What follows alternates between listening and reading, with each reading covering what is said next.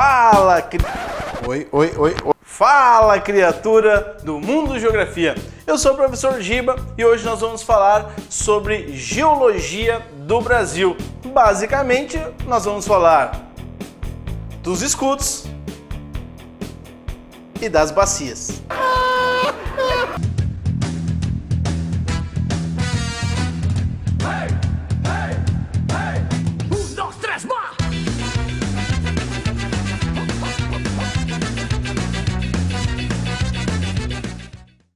Bom, criatura, hoje nós estamos aqui para falar sobre geologia do Brasil, um assunto extremamente importante que cai direto no Enem, cai direto nas provas que cobram conteúdos de geografia e que a gente tem que conhecer alguns conceitinhos básicos, algumas coisas que às vezes incomodam, às vezes atrapalham, às vezes nos tiram algumas questões que poderiam nos colocar dentro das universidades. Criatura, antes de falar sobre a geologia, eu quero que você tenha em mente alguns assuntos que nós vamos tratar aqui. Eu vou falar sobre rochas, eu vou falar sobre eras geológicas, eu vou falar sobre relevo, sobre deriva continental, sobre vários assuntos que nós temos também vídeos relacionados. Então, se por acaso você não domina algum assunto que eu trato aqui, cuidado, você pode acompanhar aí pelo nosso plano de estudos, procura ali no nosso plano de estudos. Eu tenho ali um vídeo sobre tempo geológico, em que eu trabalho todas as eras geológicas, os principais acontecimentos no mundo e no Brasil. Temos lá também as placas tectônicas, a deriva continental, temos os vídeos sobre relevo, vídeos sobre rocha, sobre solos, vários vídeos importantes que acabam completando, complementando a aula de hoje, que o assunto é geologia do Brasil, que nada mais é do que a cereja do bolo. O assunto que cai direto, mas que acaba contemplando assuntos que nós já falamos em outros vídeos. Basicamente, nós vamos trabalhar as morfoestruturas, aquelas estruturas rochosas mais conhecidas. Nós temos basicamente três tipos de morfoestruturas: os dobramentos modernos, os escudos cristalinos e as bacias sedimentares. Cuidado, isso em teoria, já que o Brasil não apresenta um desses três, o Brasil não apresenta os dobramentos modernos. Vamos lembrar que dobramentos modernos só ocorrem onde nós temos atualmente choques de placas tectônicas, como por exemplo nos Andes, nos Alpes ou no Himalaia. Com certeza você já deve ter ouvido a expressão que o Brasil é um país muito jovem. Do ponto de vista da história, sim, o Brasil é um país muito jovem, descoberto em 1500, quando a Europa já tinha uma sociedade organizada. Mas do ponto de vista da geologia, o Brasil é um país extremamente antigo, um território extremamente antigo e desgastado. Você já parou para pensar por que o Brasil não tem grandes terremotos ou vulcanismo hoje?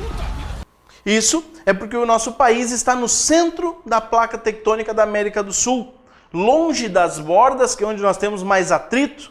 Cuidado, o Brasil não tem uma grande ação interna do relevo na atualidade, mas já teve muito vulcanismo, já teve muito abalo sísmico no nosso território. Se por acaso você pensa que o Brasil sempre foi assim como você conheceu, não, nós já tivemos alguns dos maiores eventos vulcânicos e alguns dos maiores tremores aqui no nosso país.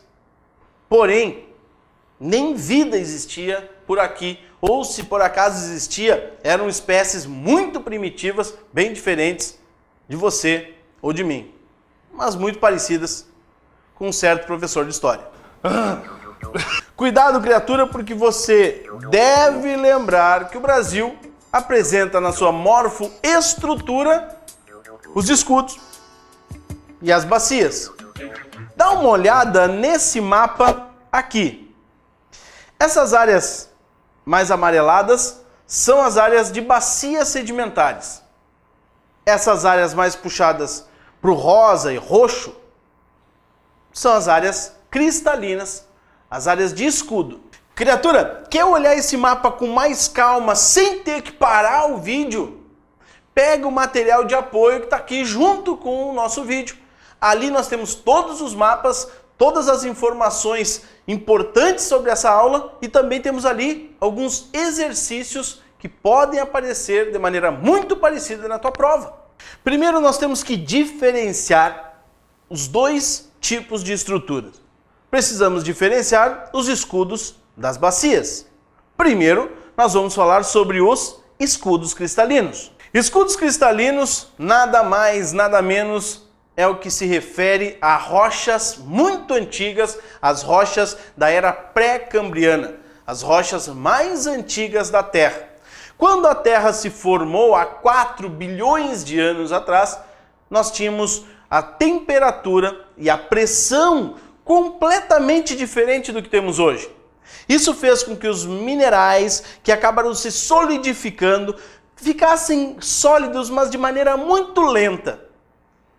Acabaram agregando os minerais. Os seus minerais ficaram extremamente coesos e essa coesão acabou formando rochas extremamente duras. As rochas cristalinas, que são aquelas rochas em que os minerais estão cristalizados. Criatura, cuidado que nessas regiões de escudos cristalinos nós teremos rochas extremamente duras. Quanto mais dura uma rocha, mais difícil é para que ela se desgaste e se transforme em solo. Consequentemente, os solos dessas regiões são muito pobres. Mas o subsolo é muito rico, já que as jazidas de minerais metálicos se encontram justamente nessa região. E na sua prova, eles não vão perguntar onde estão as jazidas de metais. Não, eles não vão perguntar assim.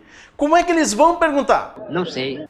Vai aparecer na sua prova uma referência sobre alguma região do Brasil.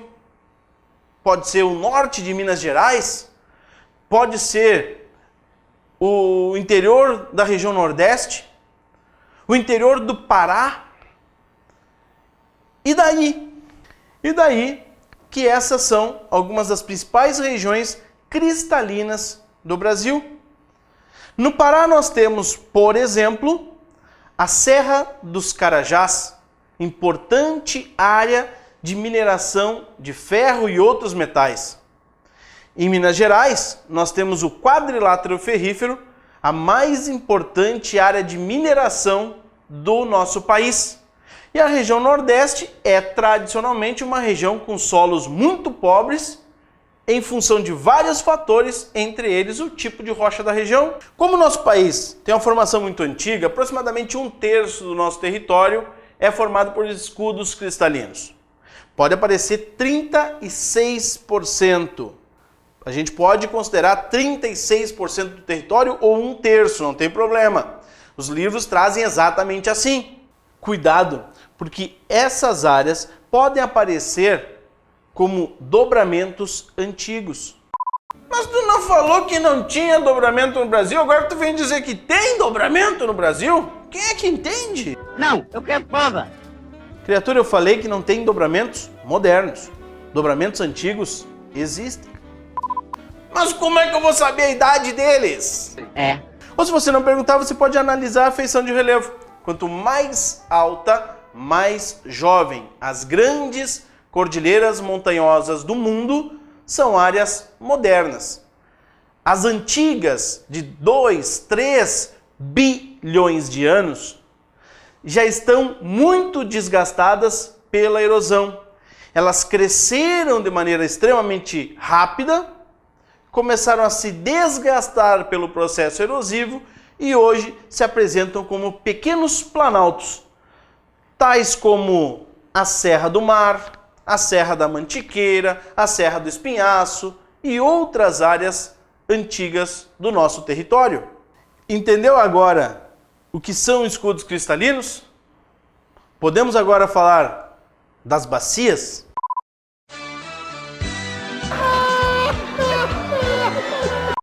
Bacias sedimentares.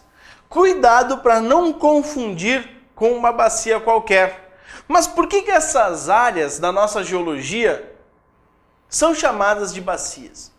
Basicamente, porque o seu formato inicial é alto na periferia, baixo no centro, semelhante àquela bacia da casa da sua mãe. E a bacia da casa da sua mãe serve para acumular alguma coisa, seja água, massa de pão, a louça suja, terra, o que você quiser colocar ali dentro. Portanto, no processo de formação geológica do Brasil, algumas regiões eram altas na periferia, baixas no centro e acumularam uma grande quantidade de material, de resíduos de rochas, de detritos de rochas, de sedimentos. As bacias sedimentares juntaram uma grande quantidade de terra, água, vegetais, massa de pão não, o resto sim. Criatura, cuidado! Se 1/3 do nosso território é formado por escudos cristalinos, 2/3 são bacias sedimentares, que são áreas formadas por rochas areníticas, ou seja, rochas formadas por areia, rochas muito porosas e muito ricas em uma coisa: água. Exatamente isso. São riquíssimas em água. São as regiões que nós vamos chamar de aquíferos ou lençóis freáticos. Mas lençol freático não é um rio subterrâneo? Não, criatura.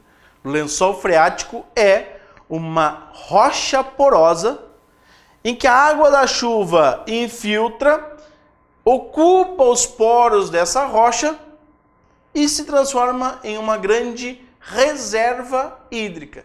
Se você abrir um buraco, a gente chama de poço e você pode retirar a água desse local. Não chega que é no rio subterrâneo. Mas essa questão, água, aquífero, é um assunto também lá no nosso plano de estudos. Os reservatórios hídricos, a disponibilidade de água e lençóis freáticos. Isso está em Hidrografia Mundial e do Brasil, certo? Criatura, olha essa imagem aqui.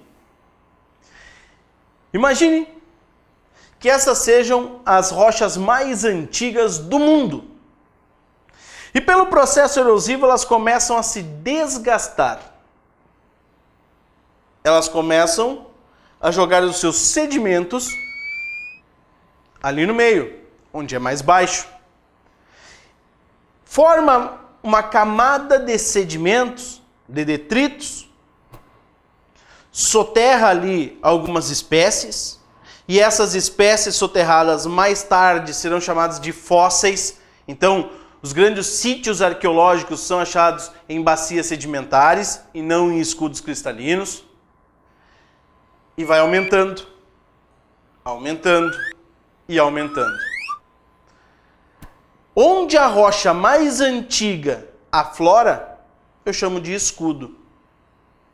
Onde a rocha mais recente aflora, eu chamo de bacia sedimentar.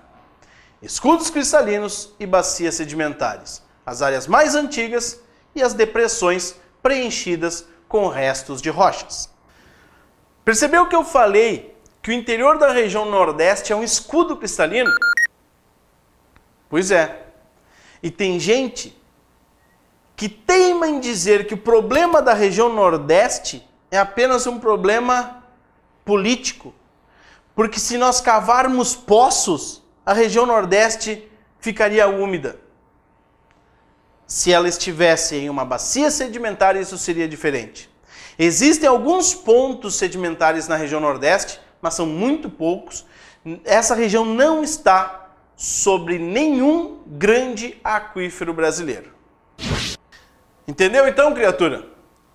Hoje nós falamos sobre os escudos cristalinos, aproximadamente 1/3 do território nacional, as rochas muito duras, solos muito pobres, mas jazidas de metais. E as bacias sedimentares, que são as áreas em que nós vamos ter rochas mais recentes e um processo contínuo de formação, como na região amazônica, como na região do Pantanal, que são áreas que estão sendo soterradas aos poucos, onde nós vamos ter formação de fósseis, de combustíveis fósseis, porque uma floresta soterrada vai se transformar em carvão mineral, por exemplo. Regiões com rochas porosas, consequentemente a água se acumula com mais facilidade, se transformando em aquífero. E assim a gente entende a estrutura geológica do Brasil. A partir disso, nós vamos entender o relevo do Brasil. Mas isso é para um próximo vídeo. É um assunto para um outro momento. Eu espero ter contribuído com o teu processo de aprendizagem. Eu espero que você tenha entendido e mate a pau no seu Enem. Até um próximo momento. Até um próximo vídeo. Até. Bom, criatura, hoje... Começou? Com certeza você... Ou em qualquer prova que você tenha o conteúdo... Ouro, zinco e outros... Rochas arenites... Ai, cara... Ai, que bosta...